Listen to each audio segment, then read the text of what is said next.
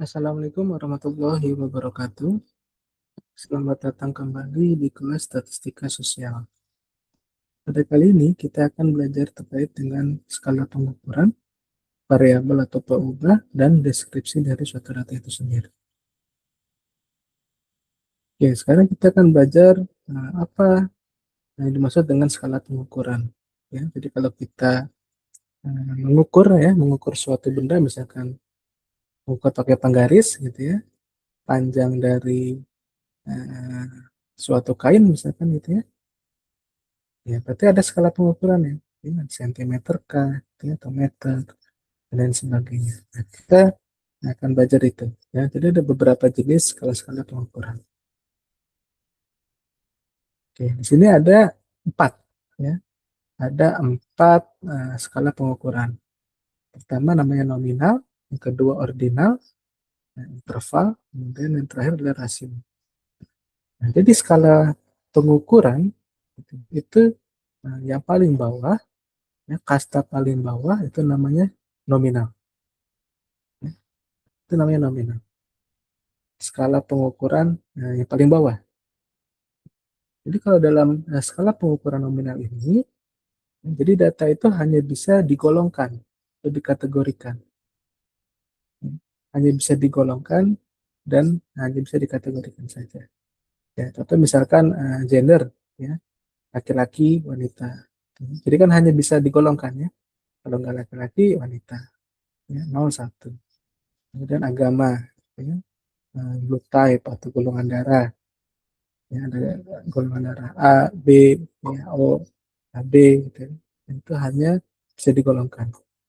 Kemudian ada suku, ya, suku Jawa, gitu ya, suku Sunda, gitu ya, dan lain sebagainya.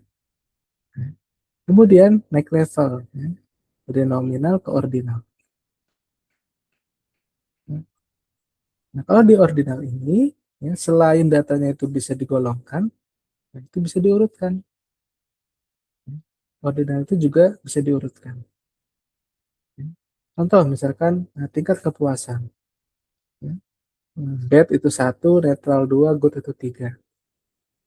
Jadi ada urutannya. 1 atau 3 lebih baik daripada 2. 2 lebih baik daripada 1. Ya. Baik lebih baik daripada netral, ya. Netral lebih baik daripada buruk. Ya. Dan baik itu lebih baik daripada buruk. Ya, jadi ada urutannya, ya, bisa diurutkan. Selain bisa digolongkan, itu bisa diurutkan. Ya, tapi kalau nominal tadi itu nggak bisa diurutkan. Ya, misalkan gender, ya, laki-laki dan perempuan. Gitu ya. Apakah laki-laki lebih tinggi daripada perempuan? Ya, apakah perempuan itu lebih baik daripada laki-laki? Gitu ya. Nah, itu belum tentu. Kemudian religion, ya, misalkan agama A, agama B, agama C, gitu ya. Itu tidak yang lebih baik. Ya, tidak bisa diurutkan. Apakah suku Sunda lebih baik daripada suku Jawa, ya, lebih baik daripada suku Betawi, Batak, dan sebagainya? Nah, belum tentu, karena tidak bisa diurut. Nominal itu hanya bisa digolongkan saja atau bisa dikategorikan saja. Ya. Kemudian naik tahta, ya, jadi ordinal, ordinal bisa diurutkan. Ini satisfaction tadi, ya, grade, ya, grade itu nilai, gitu ya. Misalkan nilai A, ya, B, C, D, E, gitu ya. Ya A nilainya pasti lebih baik daripada B, lebih baik daripada B plus, lebih baik daripada C, lebih baik daripada D. Ya, ada urutannya. Ya, kemudian sekolah, ya, sekolah juga, ya, misalkan apakah SD, ya, SMP, SMA, gitu ya. Ya, SMA tingkatan sekolahnya itu lebih tinggi daripada SMP, lebih tinggi daripada SD. Ada urutannya. Ya, jadi selain bisa dikelompokkan, tapi juga bisa diurutkan. Itu namanya ordinal. Ya. Kemudian naik kata lagi, ya, namanya interval. Ya, namanya interval. Nah, contohnya gini kalau interval. Ya. Interval itu ada skala apa? Ada rentang ya. gitu ya, ada rentang atau apa skalanya itu sama, gitu ya,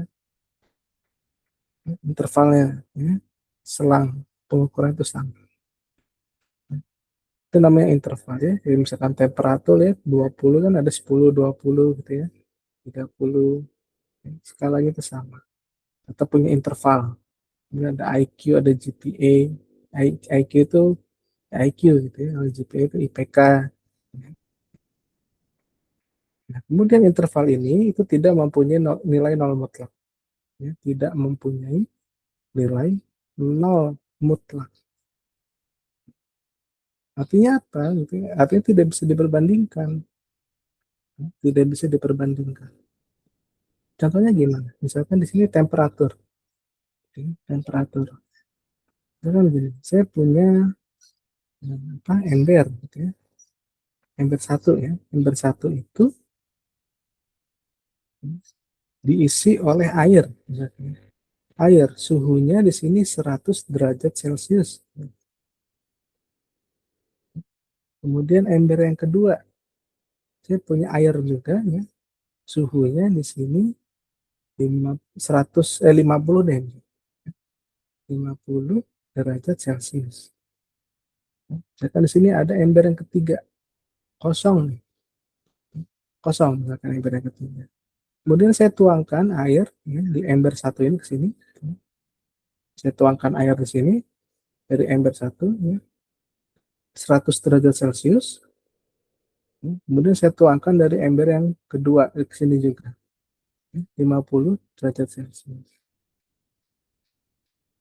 Pertanyaan, apakah ember yang ketiga ini suhunya adalah 100 ya, ditambah 50?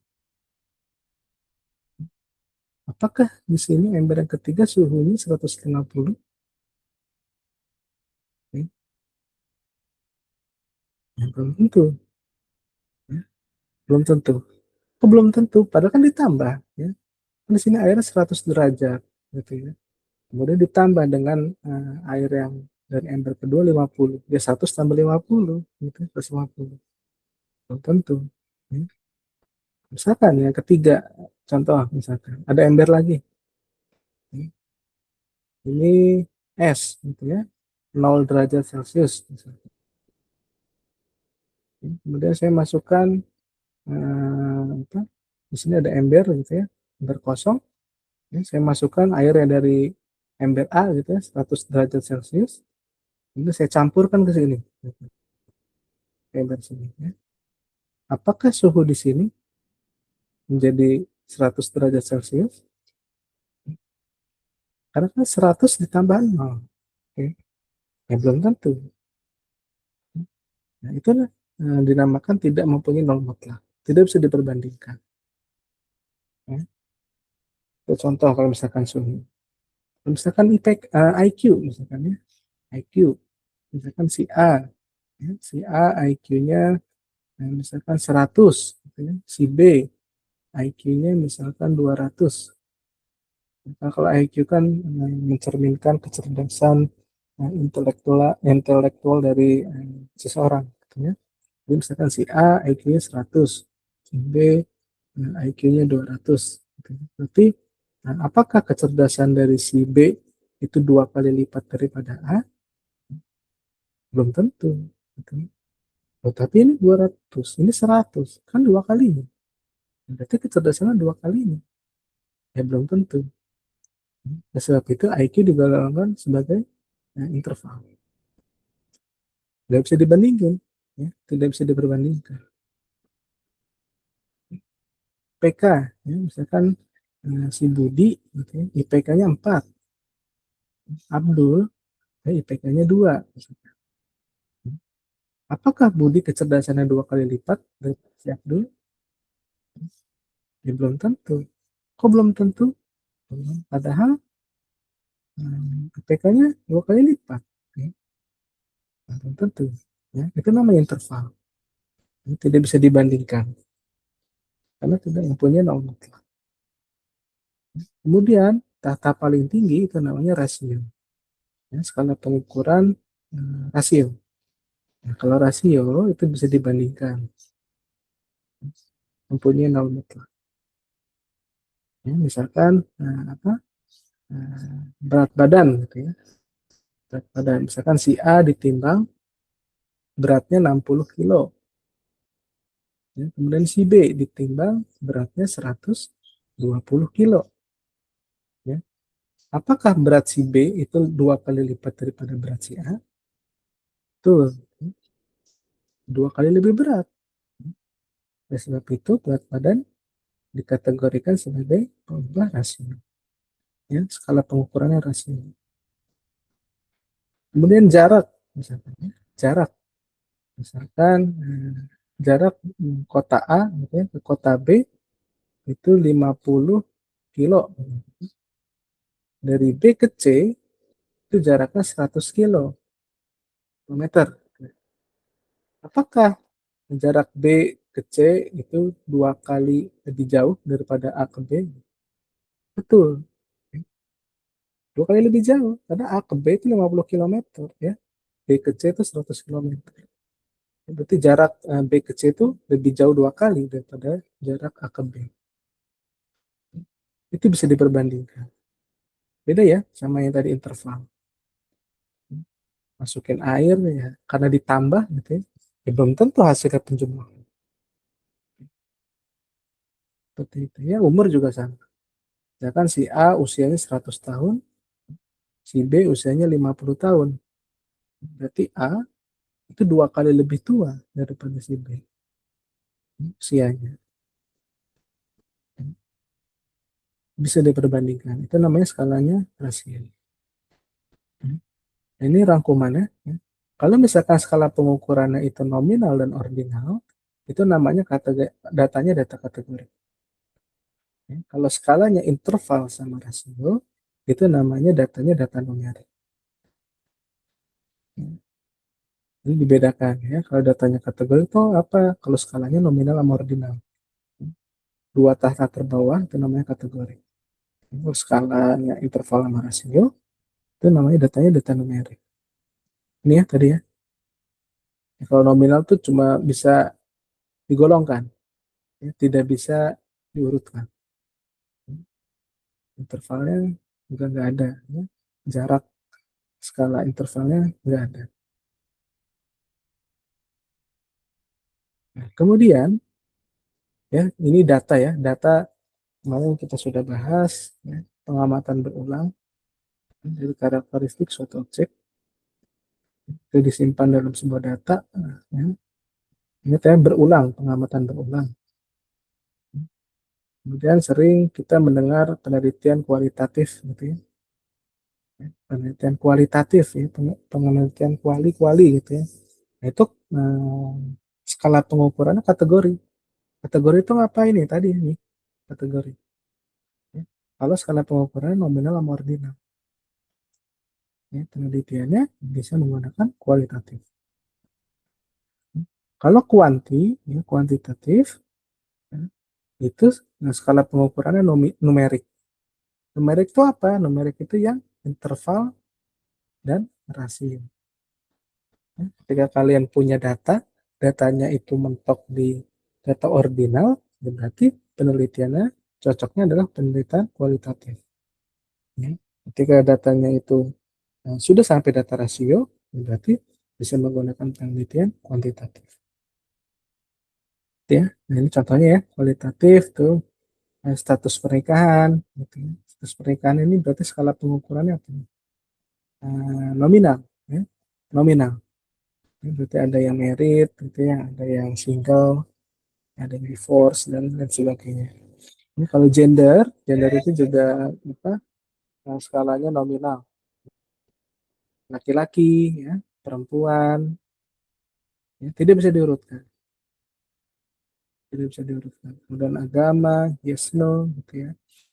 Nah, statistik yang cocok, ya, statistik, nah ya, ya statistik kayak apa?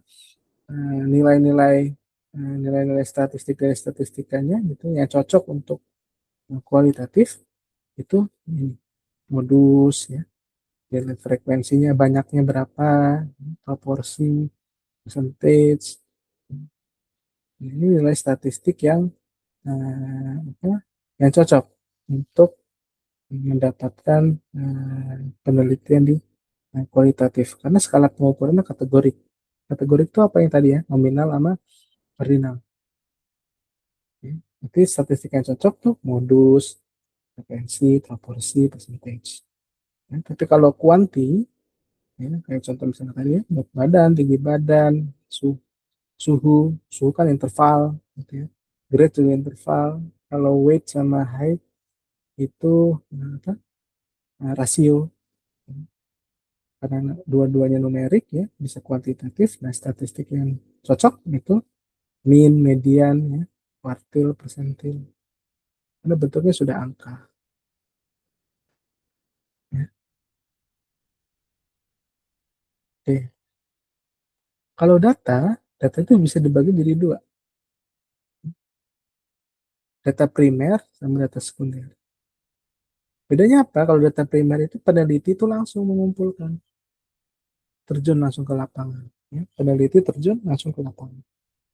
Ya. Jadi peneliti pertama kali langsung mendapatkan datanya. Jadi tangan pertama, ya datanya itu tangan pertama dari penelitinya. Itu namanya data primer. Ini bisa dengan cara wawancara langsung, ya. Wawancara tidak langsung tuh seperti apa? By phone, gitu, ya. By apa call, WA, dan sebagainya. Ini Google Form, pengisian kuesioner. Yang penting penelitinya itu mengumpulkan langsung ke lapangan. Jadi datanya itu tangan pertama.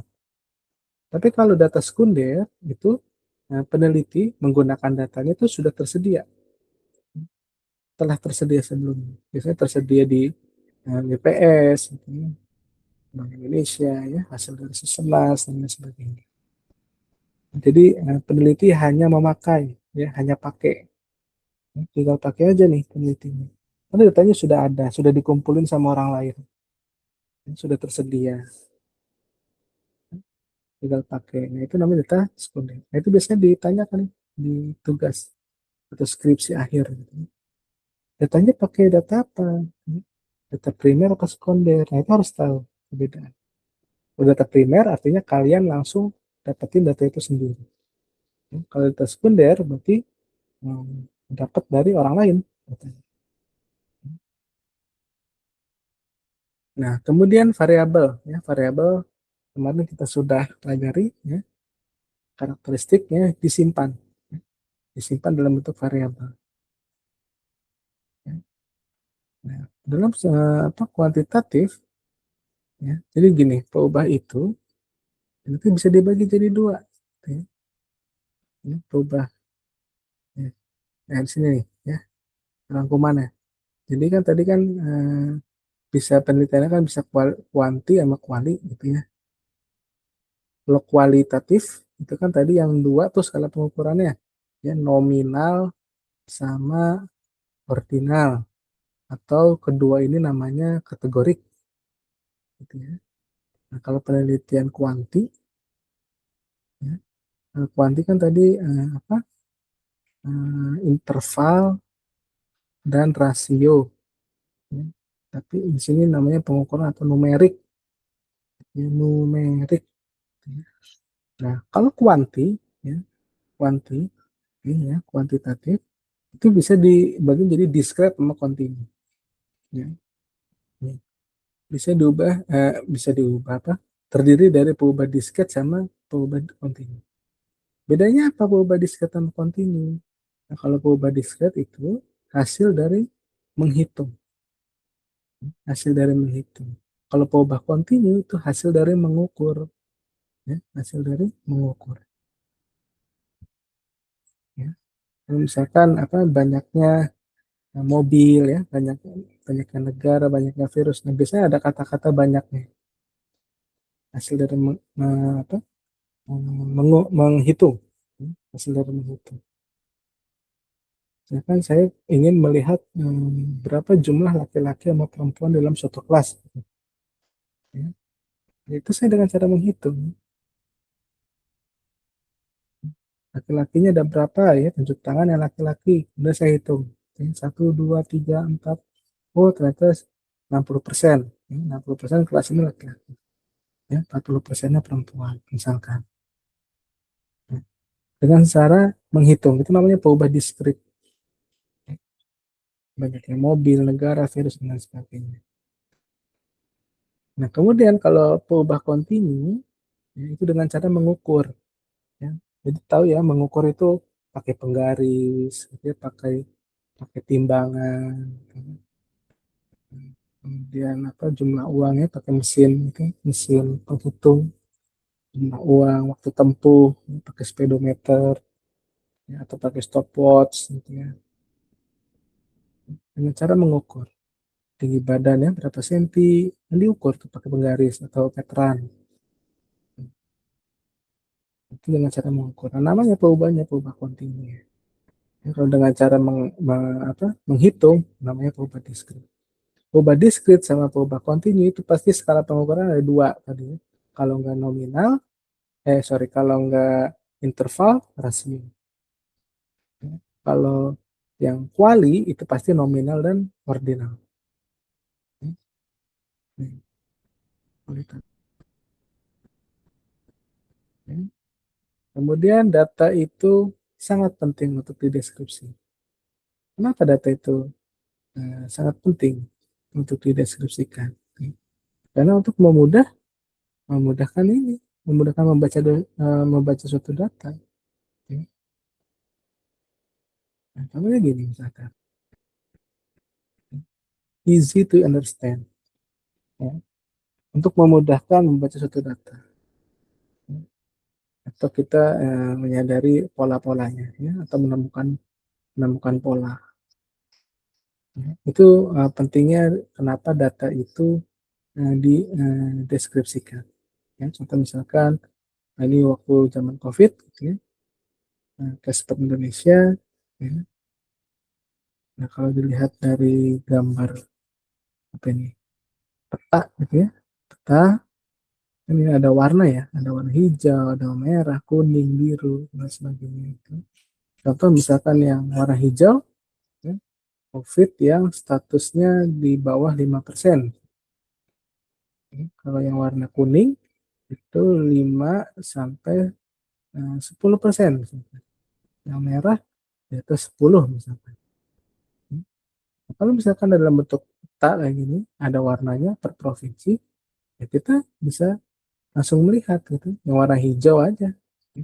Berarti ini kasus COVID-nya di bawah 5%. Yang merah-merah berarti di atas 10%. Contoh misalnya.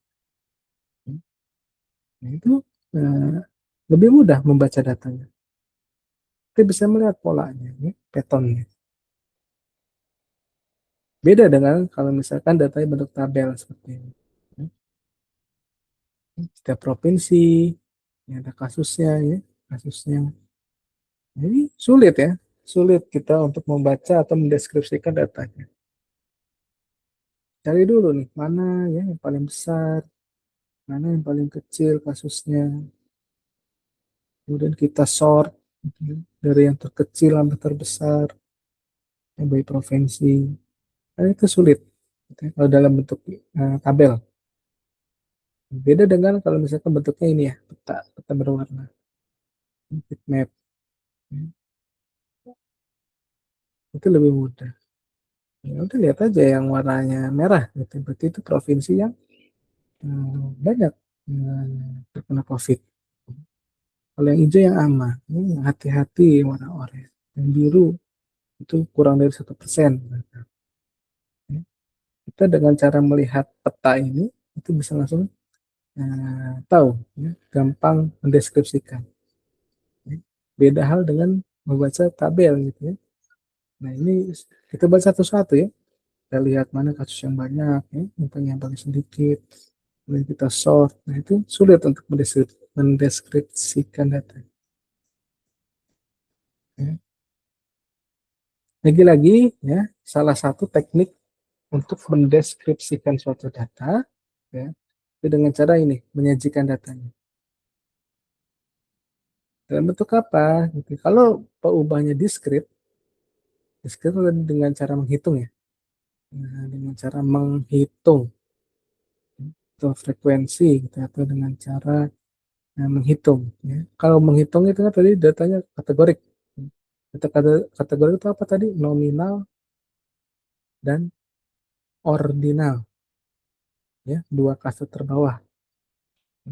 Penelitiannya kualitatif.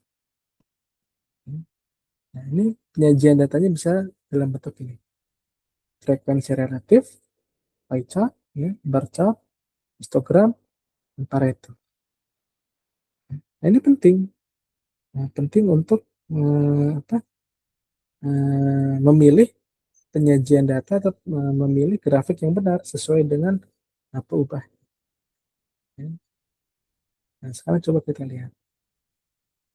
Yang pertama, frekuensi relatif atau proporsi. Misalkan, gitu ya, ada tabel satu nih.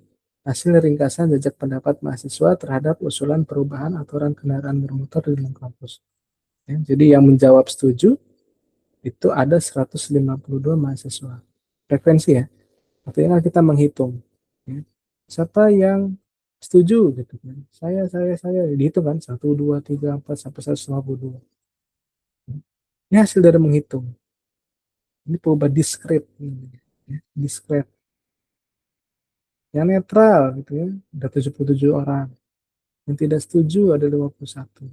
Ya. Dari total 280 mahasiswa yang disurvei. Ya. Yang namanya proporsi itu merupakan perbandingan. Ya, perbandingan antara frekuensi setiap kategorinya dibagi total numbernya. Total sampelnya. Ya. Berarti proporsi yang setuju itu berapa? Berarti 152 dibagi 280.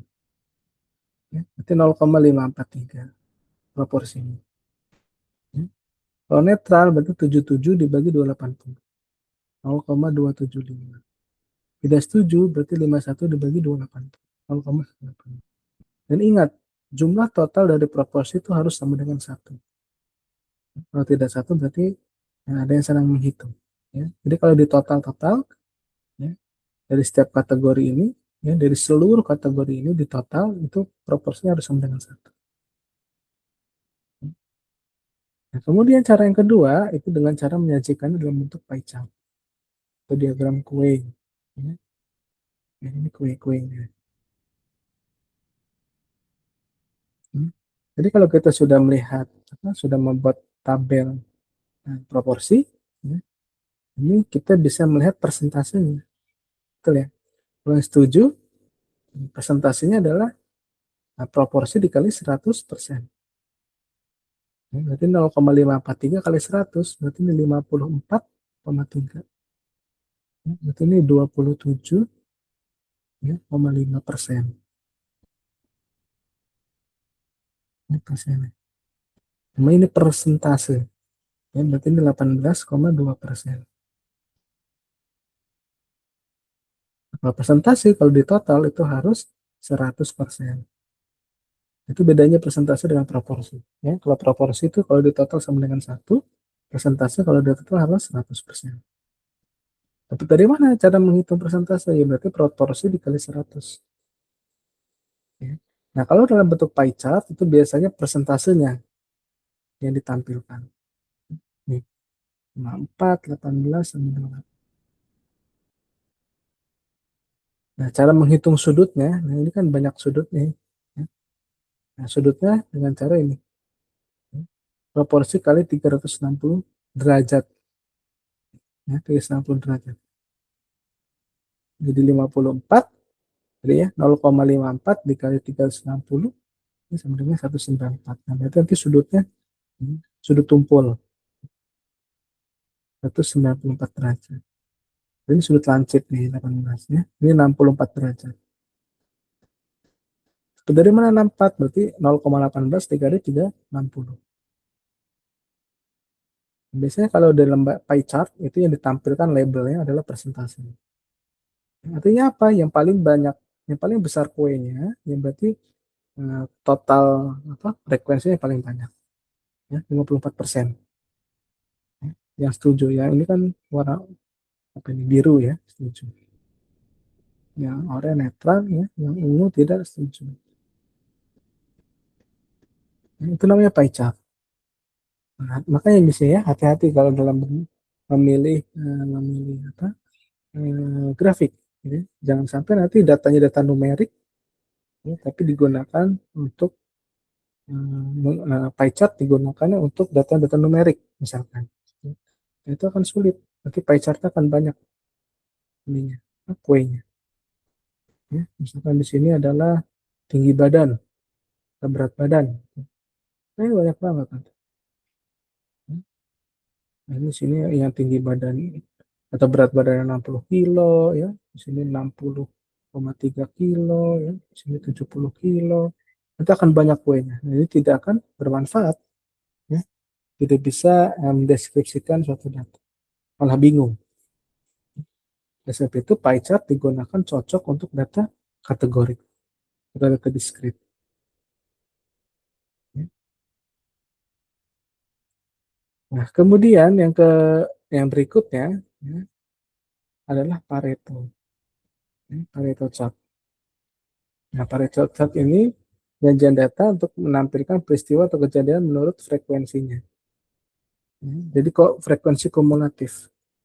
Ya, menurut hukum Pareto, ya, beberapa peristiwa besar itu yang dominan. Ya, kumpulan peristiwa besar yang dominan.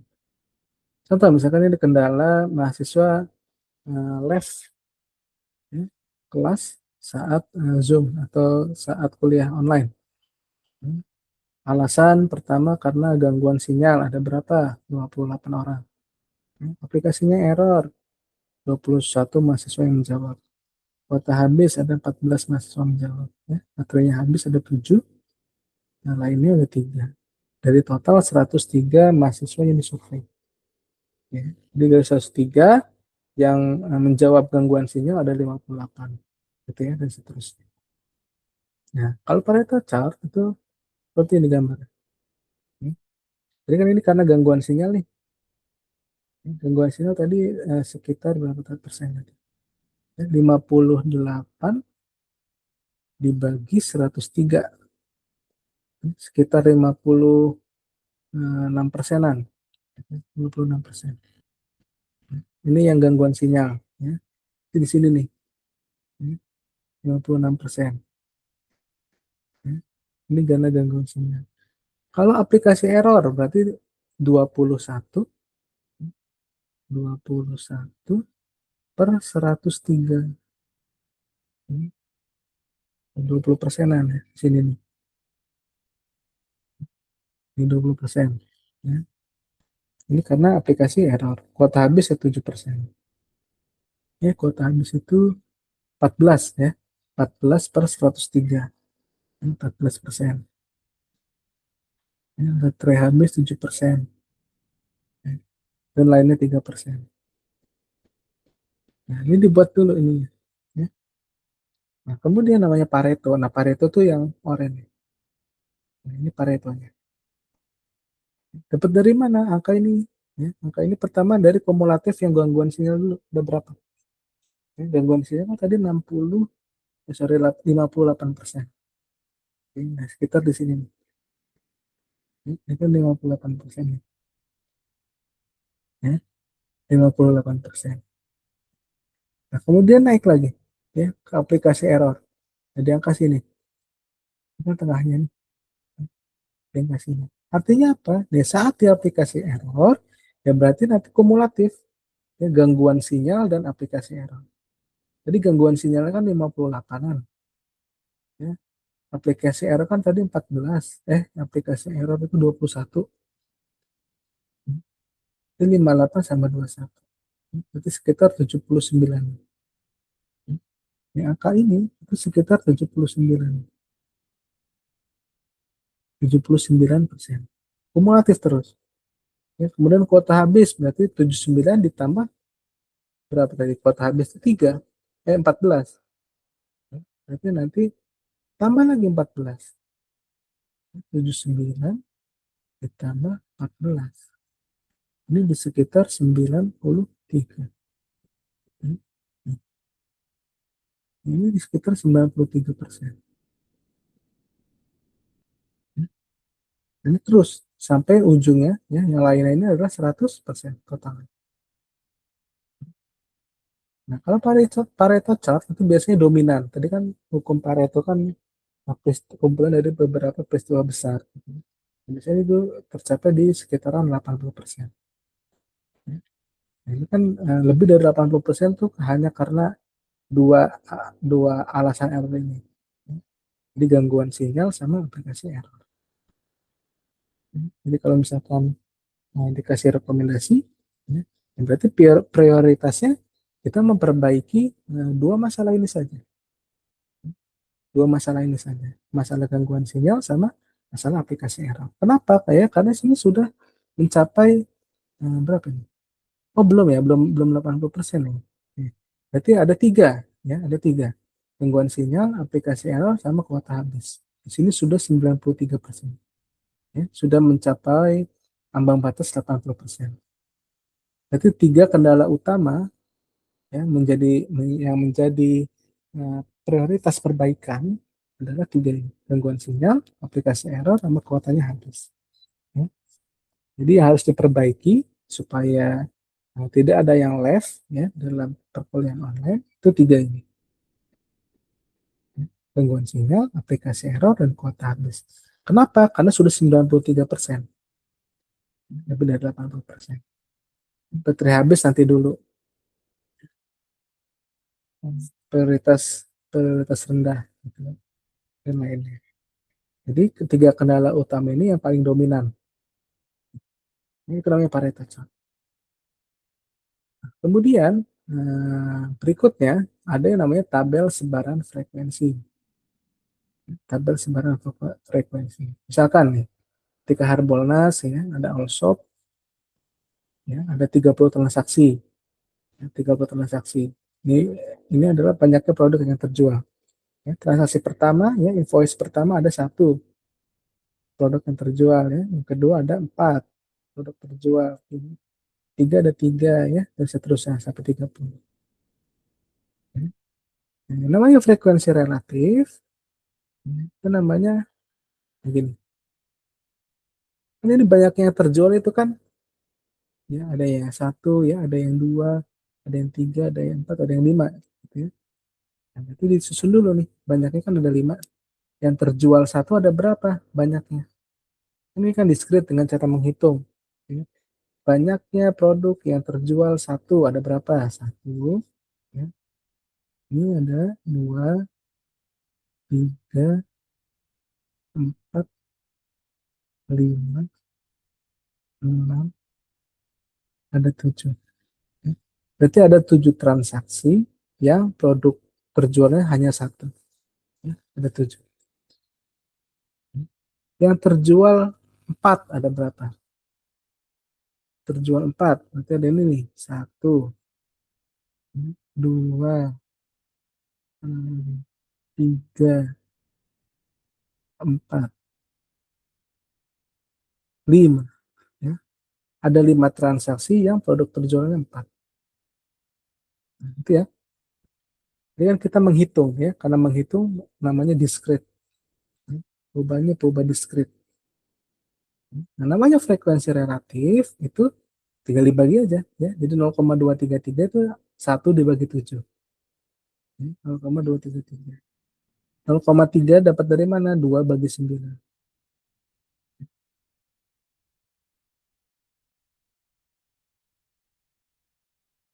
Sorry, apa? Frekuensi relatif adalah frekuensi, jumlah frekuensi dibandingkan dengan total frekuensi. Ya, jadi kalau 0,233 ini dari 7 dibagi 30. Ya, tadi saya salah ya. Jadi 7 dibagi 30. Kemudian 0,233. Ini banyaknya ya, banyaknya terjual 2 ada 9. Nanti 9 dibagi 30. Kayak proporsi ya, mirip. 9 dibagi 30 0,3. Ya, 6 dibagi 30 0,2. Jadi frekuensi relatif itu sama dengan proporsi. Ya, ini proporsinya. Ya. Tapi kalau tabel proporsi itu kan ininya bentuknya apa? Tadi itu kategorik ya, sangat puas, puas, netral gitu. Tapi ini banyaknya, sebenarnya sama aja. Ya. Tapi ini namanya frekuensi relatif.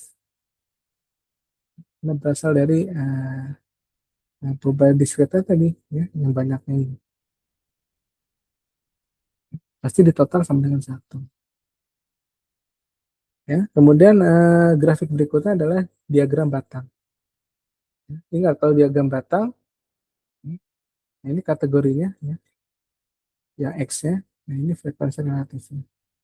Boleh frekuensi relatif, boleh persentase, ya, bebas. Ya, kalau banyak ke produk satu tadi, ini kan satu nih, ada 7, gitu ya. Frekuensi relatifnya 0,23. Ya, berarti di sini nilainya 0,23.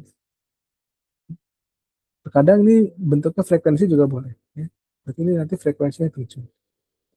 Kalau banyak yang produk berjualannya 2, kan 9. 9 per 30 atau 0,3. Sini 0,3. Nah, yang paling tinggi berarti dia mempunyai frekuensi yang paling besar. Frekuensi relatif yang paling besar. Itu 2. Berarti perusahaan tersebut banyak penjualannya itu 2 produk. Karena banyak transaksi, ya, banyak transaksi yang terjualnya dua produk. Sebesar berapa? 0,3. Ya, ada 9. Ada 9 frekuensi yang paling banyak. Dengan cara melihat yang paling tinggi. Diagram batang. Ya, itu namanya diagram batang. Nah, kemudian penyajian data kontinu. Tadi kan datanya diskrit, ya, dengan cara menghitung. Kalau kontinu dengan cara mengukur, ya, dengan cara mengukur interval dan rasio skala pengukuran. Penelitiannya adalah kuantitatif. Nah, dengan cara pertama adalah namanya dot gram atau diagram titik, ya, diagram titik. Ya, misalkan saya punya data ada 15, ya, ada 3, 4, 6, 3 gitu. Ini kan dia numerik, ya. Artinya ini perubahannya perubahan kontinu, ya, perubahan kontinu. Ya. Nol, ya, berarti ini angka nol ini dapat dari mana? Ya, ya, nol, ya. Ini ada yang kena 3, ini 15, ini apa lagi ini? 46, ya, ini 46, ini 126 observasinya. Ya, tinggal dititikin aja kalau garis bilangan, ya. Misalkan ini garis bilangan, ya tinggal dititik. Ya, berarti ini punyanya 623 nih. Punyanya 623. Ya, tinggal dititikin aja, ya. Observasi. Jadi buat garis bilangan, ya, kemudian intervalnya sama, ya. Ini per 100, ya. Per 100 gitu, ya. Kemudian diplotkan, didotkan. Ya. Nol. Ya. Nol itu yang mana, ya? Berarti ini nol. Ya. Nol sama 700 kan ini. Apa? Skalanya, gitu, ya. Yang 3 gitu ini, ya. 15. Bisa terus sampai 623. Itu namanya dot plot.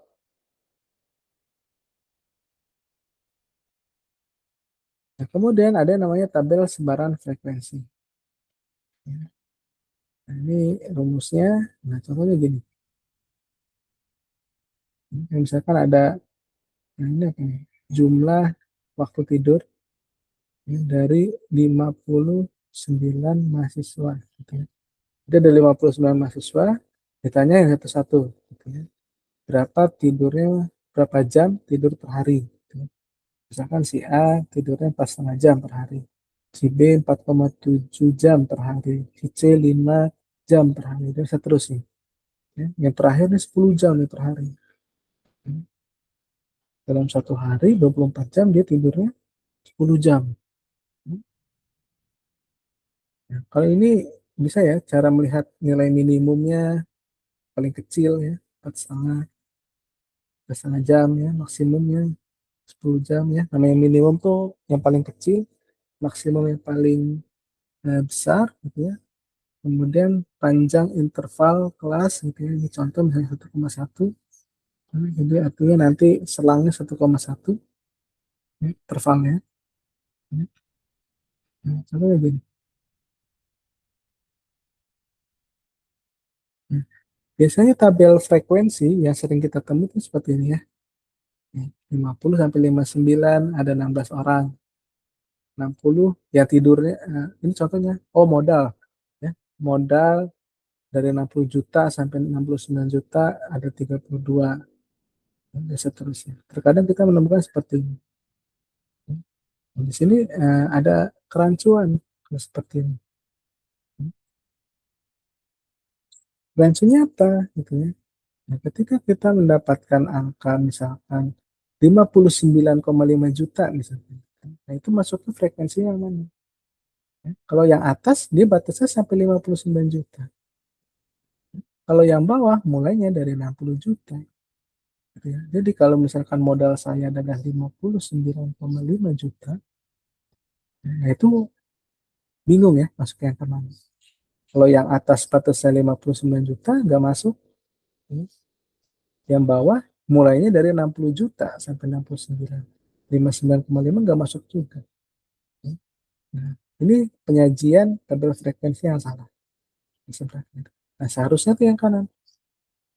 Jadi ada namanya kurung siku ya sama kurung buka.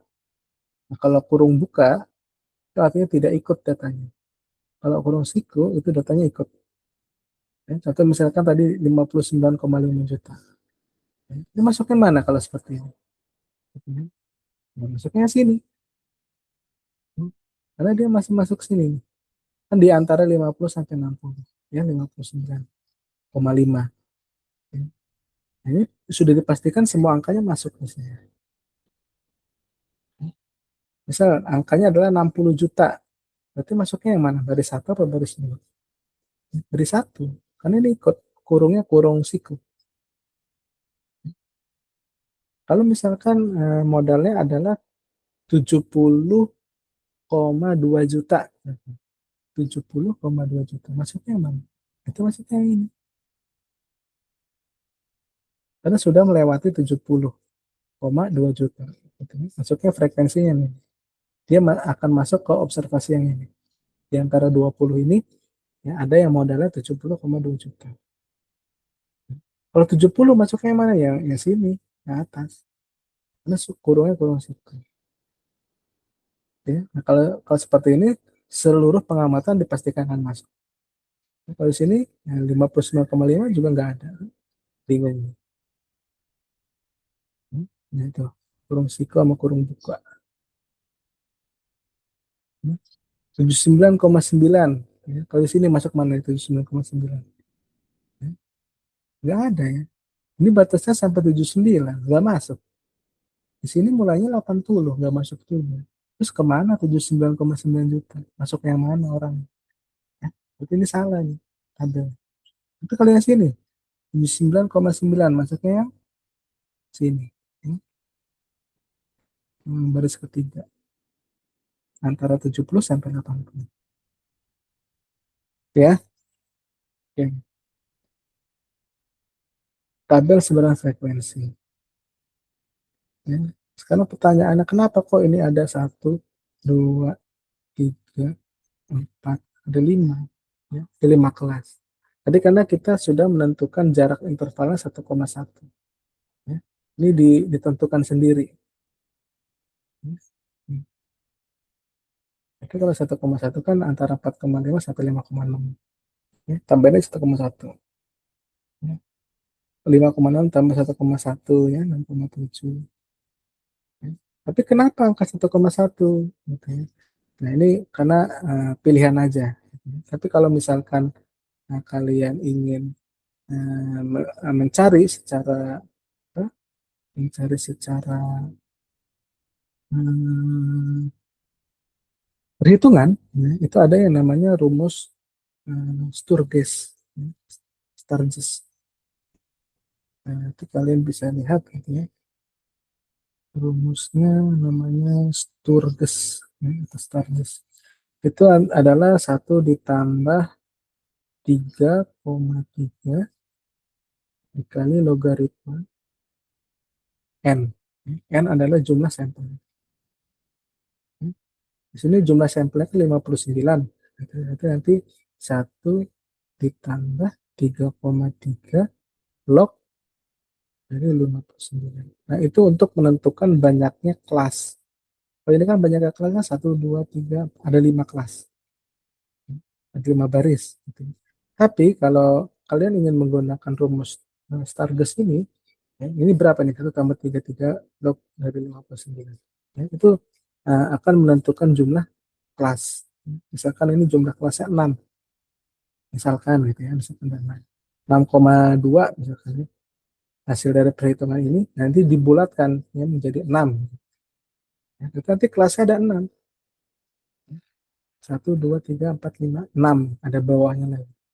Ya, kemudian nama panjangnya intervalnya itu sama dengan ya, range-nya. Ya, range itu namanya apa ya? Range itu nilai maksimum ya, dikurangi minimum. Ya range datanya ya, maksimum dikurangi minimum. Ya, kalau di sini kalau kita lihat maksimumnya 4,10 ya, minimumnya 4,5. Ya, jadi 10 dikurangi 4,5. Itu range-nya. Nah, berarti intervalnya ya, adalah range dibagi dengan banyaknya kelas. Ya, range-nya berarti 10 dikurangi 4,5 gitu ya, dibagi 6 misalkan. Itu intervalnya, jarak intervalnya atau selang ini. Kalau ini contohnya saya tadi sudah saya tentukan ya, selang intervalnya 1,1. Tapi kalau misalkan kalian bingung, dapat dari mana 1,1, ya udah pakai rumus Stargest ya, bebas. Itu namanya tabel sebaran frekuensi. Nah, kemudian apa, penyajian data berikutnya untuk data kontinu itu ada namanya histogram. Ya, beda ya dengan diagram batang ya atau bar chart. Ya. Kalau bar chart itu ini pisah. Ya, tapi di sini adalah kategorinya. Ya, misalkan ini puas, tidak puas, ini netral, ya. Puas, ini sangat puas, ya, ini puas, ini netral, ini tidak puas. Kategorinya, ya, karena diskrit. Ubah diskrit kalau misalkan bar chart. Kan bar ini namanya bar chart atau diagram batang. Nah, kalau histogram ini nyambung. Kotak-kotaknya nyambung, terus yang di bawahnya adalah intervalnya. Ya, berarti sini 4,5 titiknya ya. Ini 5,6, ini 6,7, ini 7,8, ini 8,9, ini 10. Jadi antara 4,5 sampai 5,6 berarti ada berapa nih? 7. Ada 7 orang. Berarti antara 5,6 sampai 6,7 ada 17. Ini ada 17 orang ini. Ini ada 17 orang. Itu ya, itu namanya histogram. Kemudian penyajian data berikutnya ada namanya diagram dahan daun. Ya, atau bahasa Inggrisnya adalah stem and leaf. Ini stem, bahan ya, daun adalah leafnya. Stem and leaf.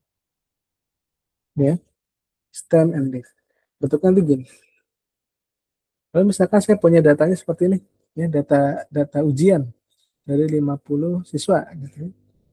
Si A dapat 75, B dapat 98, si C dapat 42 ya, sampai 50 mahasiswa, data ke 50 dapat 72 misalnya. Nah, kita lihat dulu ini datanya puluhan, satuan, ratusan, atau ribuan. Kalau ini datanya kan data puluhan. Ya, berarti nanti yang menjadi stem atau dahannya itu adalah puluhan. Puluhan. Ya, yang menjadi daunnya adalah satuan. Misalkan ini ada 3 sama 7 ya. Dahannya 3, leafnya 7. Berarti 3 kali 10 ditambah 7. Jadi 37. Ada berapa orang? Satu orang doang. Mana? Cari aja di mana yang dapat 37.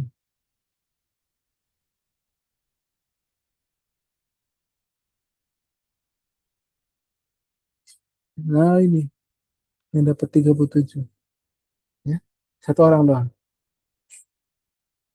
Sekarang lihat nih yang double nih. Ada 9 ada 2 ya. Berarti 7 nih. Berarti 79. Ada berapa orang? Ada 2. Karena 9 ada 2. Ya. Yang nilainya 79 itu ada 2. Siapa aja? Cari aja. Ini 1, 79. Mana lagi? Oh ini. Ya, ada 2. 79. Berapa yang nilainya ada 90? Ada 2. Nih. Nolnya kan ada 2 nih. Yang nilai dapat nilai 90 ada 2. Mana aja? Ini sama mana lagi ya 90. Nih, ini ada 2. Ingat ya, stem adalah puluhan, leaf ada satuannya. Karena datanya data puluhan. Kalau ratusan ya stemnya ratusan. Ini puluhan.